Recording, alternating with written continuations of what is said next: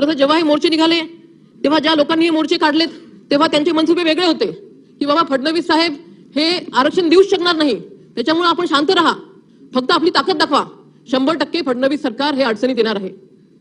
अध्यक्ष महोदय, त्या काळामध्ये फडणवीस साहेबांच्या जातीवरती सुद्धा काही लोक गेलेत.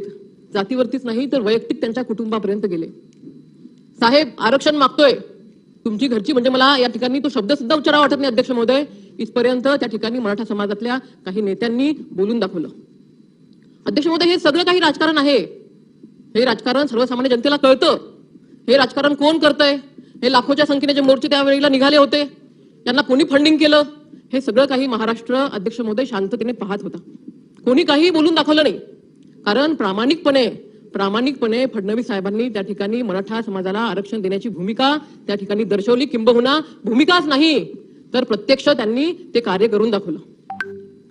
अध्यक्ष महोदय, जेव्हा या महाराष्ट्र राज्याची मराठा क्रांती मोर्चाच्या माध्यमातून एक समन्वय समिती त्या ठिकाणी नेमल्या गेली होती, त्या समन्वय समिती सोबत स्वतः फडणवीस साहेब मुख्यमंत्री असताना त्या ठिकाणी चर्चा करायचे, बैठका घ्यायची. त्या ठिकाणी सगळ्यात मोठं आव्हान होतं की कोर्टामध्ये आरक्षण टिकलं पाहिजे. या सभागृहामध्ये फडणवीस साहेबांनी कायदा केला, सर्व पक्षांनी त्या ठिकाणी त्याला सहमती दर्शवली, सर्वानुमते कायदा पारित झाला. आणि दुसरं महत्वाचं काम होतं ते म्हणजे कोर्टामध्ये हे आरक्षण टिकलं पाहिजे.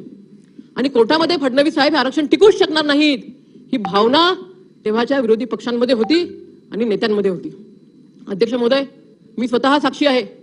फडणवीस साहेबांनी त्यावेळेला सकाळी 3-3, 4-4 वाजेपर्यंत या मराठा आरक्षणाच्या समन्वयकांसोबत बैठकी घेतल्यात की कशा पद्धतीने आपण युक्तिवाद केला पाहिजे, कशा पद्धतीने आपण त्या ठिकाणी आपला जो मराठा समाज आहे हा मराठा समाज मागासलेला आहे हे आपण दाखवू शकलो पाहिजे. ह्या ज्या काही तांत्रिक बाबी आहेत त्या तांत्रिक बाबींचा अभ्यास केला आणि मराठा समाजाला टिकणारं आरक्षण माननीय फडणवीस साहेबांनी दिलं. हायकोर्टामध्ये आरक्षण टिकलं अध्यक्ष महोदय.